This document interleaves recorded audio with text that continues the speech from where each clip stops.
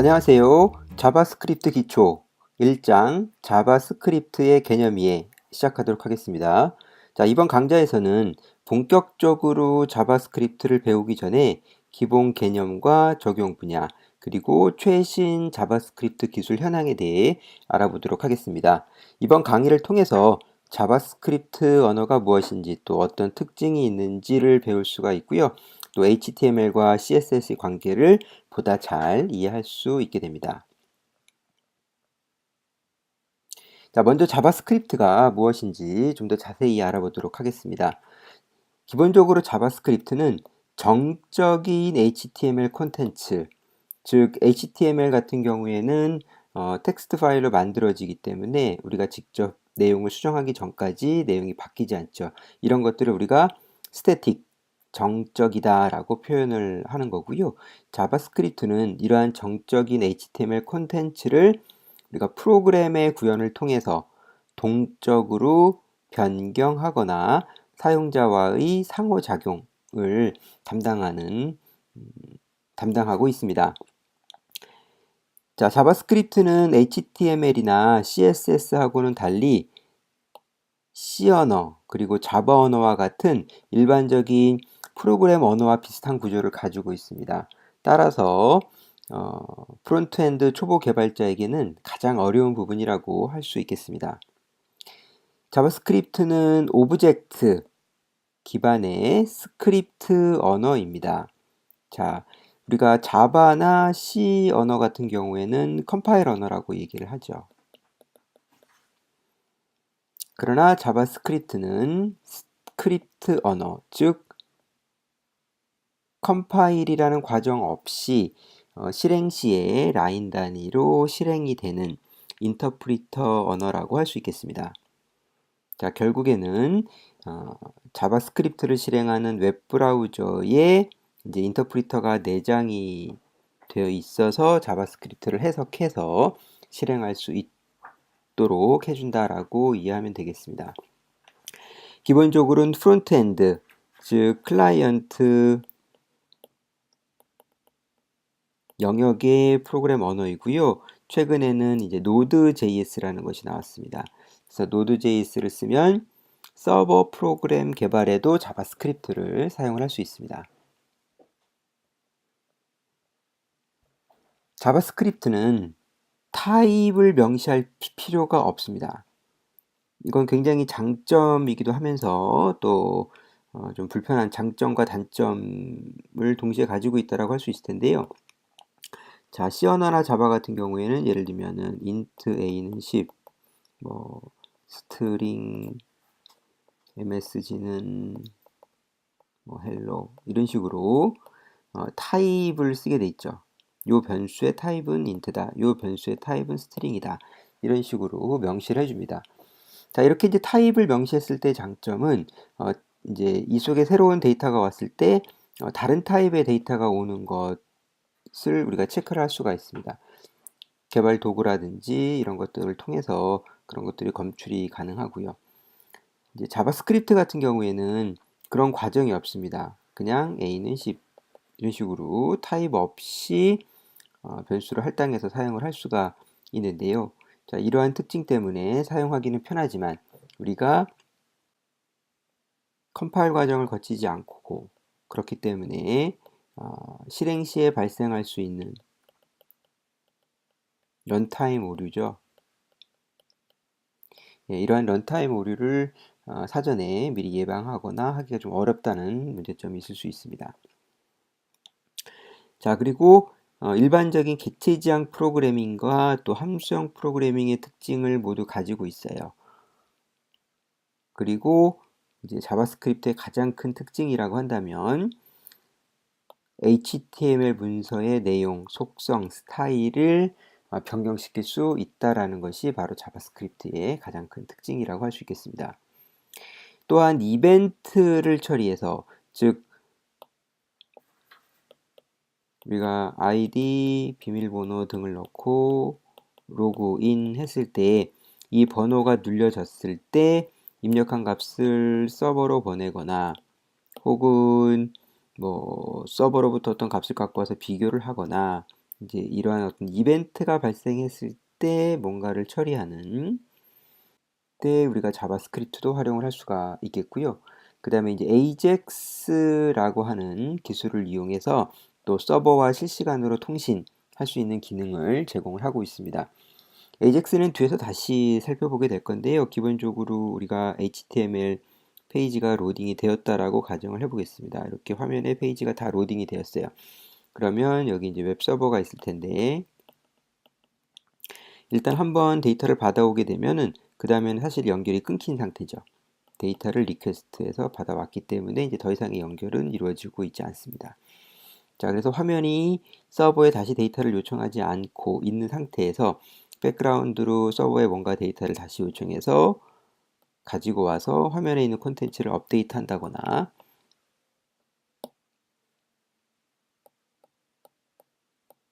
네, 이런 것들이 바로 이제 AJAX라고 할 수 있겠습니다. 네, 자바스크립트에는 다양한 버전이 있습니다. 처음 자바스크립트가 나온 것은 1995년쯤 되는데요. 웹의 발전과 함께 성장을 했습니다. 그렇지만 자바스크립트 자체는 스크립트 언어이기도 하고 또 웹에서만 동작한다는 웹 브라우저 안에서만 동작한다라는 한계로 인해서 웹 개발에는 필수적인 요소였지만 그 자체로 크게 발전하거나 그러지는 못했습니다. 그러다가 2000년대 말 스마트폰이 등장하면서 모바일 개발이 빠른 속도로 성장을 했습니다. 그래서 웹에서 동적인 기능을 구현할 수 있는 자바스크립트가 본격적으로 성장하기 시작한 것이죠. 자, 현재는 자바스크립트의 전성시대라고 할 수 있습니다. 굉장히 많은 프로그램들이 자바스크립트로 개발이 되고 또 많은 웹에서 자바스크립트를 활용을 하고 있습니다. 특히 최근 주목받고 있는 뷰라든가 앵귤러라든가 또 리액트와 같은 프론트엔드 프레임워크에서 자바스크립트를 기본으로 사용을 하고 있고요. 또 노드.js와 같은 서버 프로그래밍 영역까지 자바스크립트가 널리 사용되고 있습니다. 그래서 지금 프론트엔드 개발자라고 한다면 반드시 자바스크립트를 잘 활용할 수 있어야 되고 또 여기 언급한 이러한 프레임워크들 중에 적어도 하나 이상은 잘 사용할 수 있어야 될 겁니다. 자, 다음은 ECMA 스크립트입니다. 자, 이 ECMA 스크립트는 자바스크립트의 표준 규격이라고 볼 수 있습니다.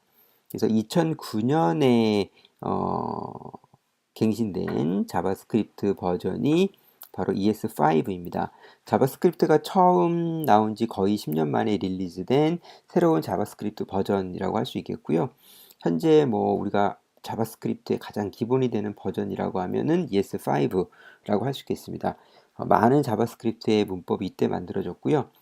또 for each, map filter, reduce 뭐 이런 다양한 메서드 등이 지원되기 시작했고 또 오브젝트의 getter, setter 지원이라든지 지금 널리 사용되고 있는 바로 JSON이 지원되기 시작한 것도 바로 이때였습니다.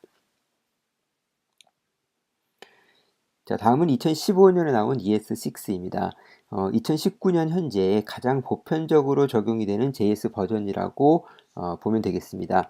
대부분의 브라우저에서 지원되고 있기 때문에 사실상 표준 규격이라고 할 수 있겠고요. 특징이라고 한다면 렛이라든지 콘스트와 같은 변수와 관련된 키워드가 새롭게 추가가 되었습니다. 그리고 람다 익스프레션에서 사용이 되는 에러우 문법, 즉 이와 같은 화살표 표기법으로 함수의 파라미터를 전달하고 또 익명의 함수를 만드는 그런 프로그래밍 기법도 ES6에서 지원되기 시작했습니다. 그 다음에 또 이터레이터, 제너레이터 이런 것들도 추가가 됐고요. 또 프로미스라는 것이 나와서 자바스크립트의 비동기 콜백 문제를 해결하고 있습니다. 자, 이 부분은 조금 복잡한 부분이라서 나중에 자바스크립트 고급 부분에서 다시 설명을 드리도록 하겠습니다. 2017년에 나온 버전은 ES8이라고 하고요. 향후 점진적으로 고려해야 할 JS 버전입니다. 물론 이제 2018년에 나온 ES9 같은 경우에는 그렇게 많은 부분이 추가된 것이 아니기 때문에 이제 거기에 좀 추가가 되긴 해야 되겠죠. 그래서 ES8의 가장 큰 특징은 이제 앞에서 설명드렸던 이 프로미스의 불편한 부분들을 해결하기 위한 어싱크, 어웨이트와 같은 비동기 관련 처리가 추가되었다. 그 다음에 오브젝트 스트링에 또 새로운 기능들이 추가되었다. 이렇게 이해를 할 수가 있겠습니다. 그래서 자바스크립트는 과거에 비해서는 엄청나게 빠른 속도로 지금 발전을 거듭하고 있습니다. 그래서 자바스크립트를 한번 배웠다고 해서 계속 배운 것만 사용을 하면 안 되고요. 새로운 버전들에 대해서 꾸준히 추적하고 또 도입할 필요가 있습니다. 자, 그러면 자바스크립트는 구체적으로 어디에서 사용이 되고 있는지 한번 알아보도록 할게요. 자, 현재 자바스크립트는 네이버, 구글, 다양한 월드와이드 웹 서비스에서 또 데스크톱 응용 프로그램까지 널리 사용되고 있습니다. 언젠가 한번 설명을 한 적이 있는데요. 이제 웹 프로그램, 즉 HTML, CSS, 자바스크립트 만들어진 웹 프로그램을 네이티브, 데스크탑 버전으로 만들어주는 프레임워크들이 있습니다. 이제 일렉트론이라는 게 있는데요. 이런 걸 쓰면은 이런 자바스크립트 기반의 웹 프로그램이 데스크탑 프로그램으로도 만들어질 수 있습니다. 자, 네이버의 경우 메인 화면에서 마우스를 올리면 광고 위에 동영상이 재생이 됩니다. 자, 이것은 잠깐 나왔다가 사라지긴 했는데요. 자, 그런 것들. 뭔가 이벤트가 발생하면 변화가 생기는 거. 또 최신 뉴스 제목이 자동으로 스크롤 되거나 실시간 인기 검색어가 자동으로 바뀌고 이런 것들이 전부 다 자바스크립트로 처리되는 것이고요. 또 쇼핑이나 뉴스 스탠드에 이런 화살표를 클릭하면 현재 화면을 유지하면서 해당 콘텐츠 페이지 섹션이 변하는 것들을 살펴볼 수가 있겠습니다. 이런 것들이 모두 다 자바스크립트로 구현된 것이고요. 그 외에도 이제 다음과 같은 기능들은 대부분 자바스크립트를 사용하고 있다라고 볼 수 있겠습니다. 예를 들면 홈페이지에 날씨 정보 출력하는 거. 보통은 이제 서버 쪽에서 날씨 정보를 가지고 와서 보여주는 경우도 있고요. 웹페이지에서 아예 날씨 정보 사이트에 실시간으로 데이터를 요청한 다음에 출력하는 경우도 있습니다. 또 홈쇼핑 등에서 웹브라우저를 통한 고객 상담 채팅이 있어요. 그러니까 웹페이지는 그대로 두고 여기 고객 상담 실시간으로 여기서 채팅창에서 채팅을 할 수 있습니다. 이런 것들도 다 외부로 구현된 자바스크립트로 구현이 된 거고요. 또 클릭하면은 숨겨진 메뉴가 이렇게 보여지거나 또 선택에 따라서 화면 일부가 바뀌거나 하는 이런 것들 혹은 탭 형태의 이렇게 메뉴가 있거나 이런 것들 전부 다 자바스크립트로 구현되었다라고 볼 수 있겠습니다. 자, 다음은 뷰, 앵글러, 리액트입니다. 자, 이 세 가지는 모두 프론트엔드 프레임워크입니다. 그래서 현재 자바스크립트가 가장 널리 사용되는 바로 그런 영역이라고 할 수 있겠고요. 자바스크립트 본래 영역이기도 합니다. 하이브리드, 모바일 앱, 또 최근에는 데스크톱까지 영역이 확대되었습니다. 앞으로 여러분들이 관심을 가지고 배워야 할 그런 프레임워크라고 할 수 있겠고요. 먼저 앵귤러입니다. 앵귤러는 구글에서 먼저 만들어졌고요. 누구나 무료로 쓸 수 있습니다. 그래서 본격적인 프론트엔드 자바스크립트 프레임워크이기도 했고요. 2010년 처음 발표됐습니다. 제일 오래되기도 했고요. 기존보다 훨씬 적은 코드로 원하는 기능을 구현할 수 있었고 또 MVC, MVVM과 같은 디자인 패턴이라고 합니다.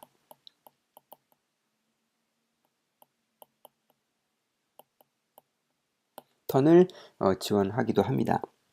그래서 구성 요소를 명확하게 분리하는 거죠. 자, 이것은 무슨 얘기냐면 웹페이지에 보이는 화면, 그 다음에 각종 클릭 이벤트가 발생을 했을 때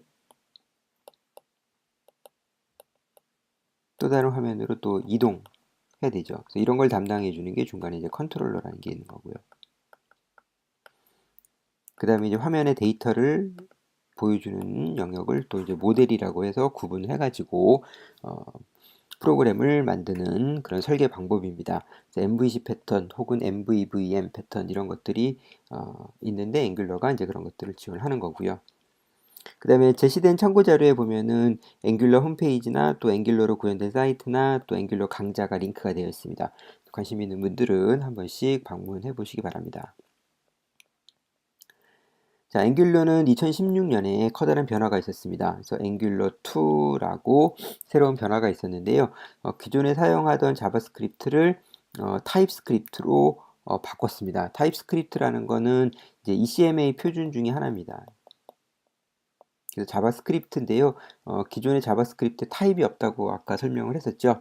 거기에 타입이 추가된 겁니다. 마이크로소프트에서 만든 것인데 최근에 이제 좀 더 많이 사용이 되고 있습니다. 그래서 이제 이러한 타입스크립트를 기본으로 했기 때문에 기존 이제 개발자들이 조금 혼돈이 발생을 하기도 했고요. 또 규모가 이제 점점 커졌고 또 높은 학습 곡선 등으로 인해서 사용자가 조금씩 줄어가고 있습니다. 특히 최근에는 이제 리액트나 뷰와 같은 새로운 프레임워크가 등장해서 개발자들이 많이 또 이제 분산된 상황이죠. 자, 리액트는 페이스북에서 처음 만들었습니다. 그래서 리액트의 특징은 UI 라이브러리에 특화되어 있어요. 그러니까 주로 UI 컴포넌트 생성을 지원한다 이렇게 보면 되겠습니다. UI 컴포넌트라는 건 이런 거죠. 화면에 입력하는 입력 양식, 혹은 버튼, 혹은 차트, 혹은 뭐 라디오, 혹은 특정 박스 레이아웃, 뭐 이러한 구성 요소들을 컴포넌트로 만들고 재활용할 수 있도록 제공하는 거, 그런 쪽에 특화되어 있다 이렇게 볼 수 있겠습니다. 화면의 데이터를 좀 더 효과적으로 보여주기 위해서 버추얼 돔이라는 것을 사용을 합니다. 우리가 HTML의 문서 구조, HTML의 문서 구조로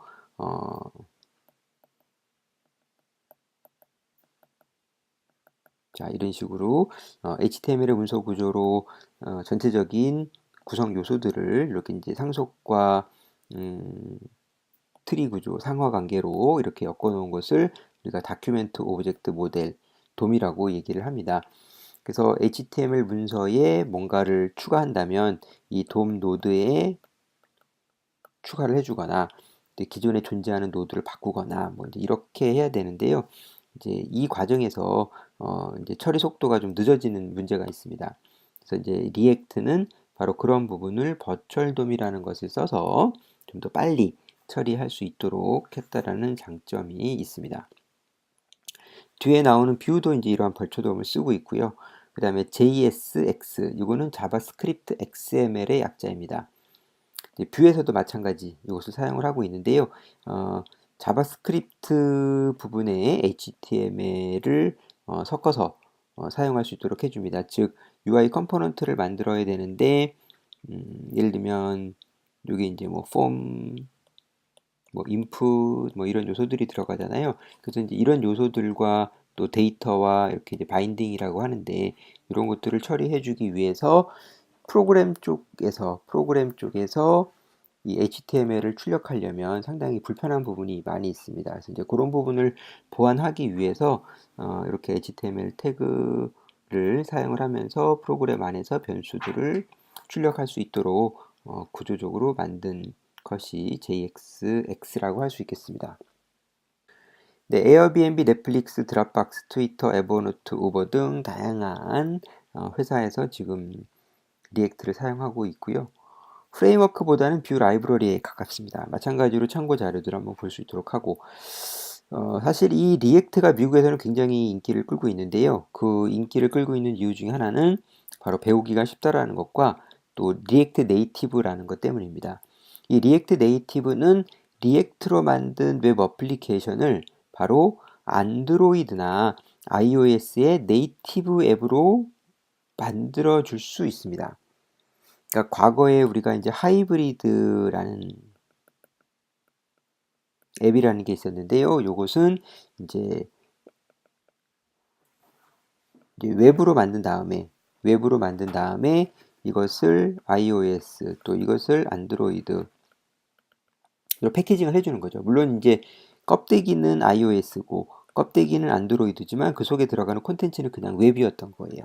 그래서 이제 이런 방식으로 구현하는 것을 하이브리드 앱이라고 그랬었는데 하이브리드는 이제 기능이 한계가 있고 기능이 한계가 있고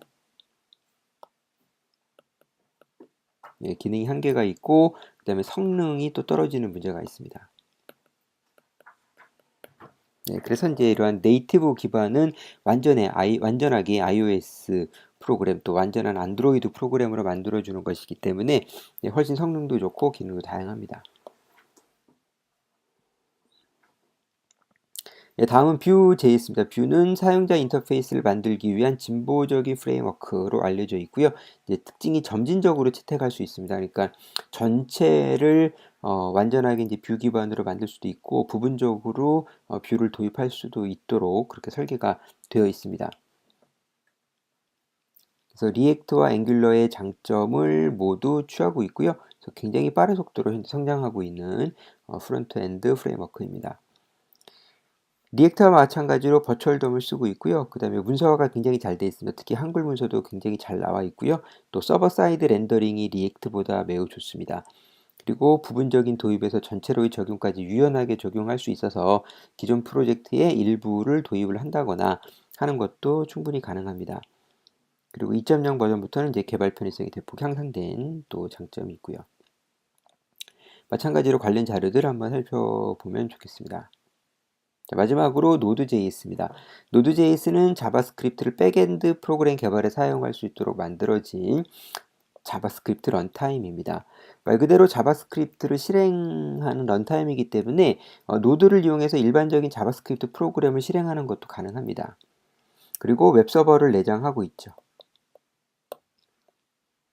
정확하게는 크롬 V8 자바스크립트 엔진이라는 것을 사용을 하고 있습니다. 즉 이제 프론트엔드 영역이고 백엔드가 있는데 보통 기존의 백엔드는 자바, JSP, 서블릿 뭐 이런 걸 썼었고요. 근데 이제 이 부분을 뭘로 대체한다? 예, 노드로 대체할 수 있다. 예, 라는 겁니다. 자, 그래서 기존의 대형 시스템들이 여러 개의 독립된 소형 서비스로 분리하는 마이크로 서비스 아키텍처가 최근에 주목을 받고 있고 확산되고 있는데요. 거기에 바로 이제 노드.js 활용이 급증하게 된 배경이라고 할 수 있겠습니다. 주요 특징은 이제 이벤트 기반이면서 논블로킹 IO 모델이다. 그래서 보통의 IO라는 것은 입출력이 끝날 때까지 다른 일을 하지 못하는 그 블락킹 모델이라고 우리가 얘기를 하는데요. 이 노드.js는 논블락킹 모델로 일단은 빠른 속도, 속도를 자랑을 합니다. 또한 npm이라고 하는 패키지 매니저를 이용을 해서 65만 개 이상의 오픈소스 패키지를 사용을 할 수 있습니다. 자, 그럼 언제 Node.js를 사용할까요? 바로 입출력이 잦은 어플리케이션, 또 데이터 스트리밍, 또 데이터를 실시간으로 다루는 어플리케이션, 경량의 API 서버, 뭐 이럴 때 Node.js를 적용할 수가 있겠습니다. 자, Express.js는 바로 Node.js 기반의 웹 개발 프레임워크입니다. 앞에서 MVC 패턴 얘기를 했는데요. 이러한 MVC 패턴을 쉽게 구현할 수 있도록 해주는 것이 Express.js입니다. 그래서 Node.js로 본격적인 웹 어플리케이션을 만든다면 반드시 익스프레스를 함께 사용을 하는 것이 좋겠습니다. 자, 그렇다면 그 모든 백엔드 개발에 Node.js를 쓸 수 있을까? 예, 그렇지는 않다는 거죠. 그래서 일반인들을 대상으로 하는 서비스나 어플리케이션이 아닌 기업 내부 혹은 정부기관 내부의 복잡한 시스템들은 우리가 알고 있는 것보다 훨씬 복잡한 시스템들 연동이라든가 업무들이 분산되어 있습니다. 그래서 이제 이런 것들을 통합 운영하기 위해서는 기존의 기술들이 필요하죠. 네, 자바, 네, 서블릿, JSP, 네, 뭐 ASP.NET, 뭐 PHP도 쓰기도 하고요. 예, 그다음에 스프링 프레임워크, 네, 이런 이제 그 백엔드 단에서 또 자바 JPA 뭐 이런 기술들이 필요하죠. 그래서 이제 그 적용하고자 하는 목적에 따라서 선택을 할 수 있다. 그렇게 이해를 하면 될 것 같습니다. 자, 이렇게 해서 본격적인 자바스크립트를 배우기 전에 자바스크립트의 기본적인 개념과 특징들 또 최근에 프론트엔드 프레임워크 경향에 대해서 알아봤습니다. 네, 다음 장은 자바스크립트의 기본 문법에 대해 알아보도록 하겠습니다. 오늘도 수고 많으셨습니다.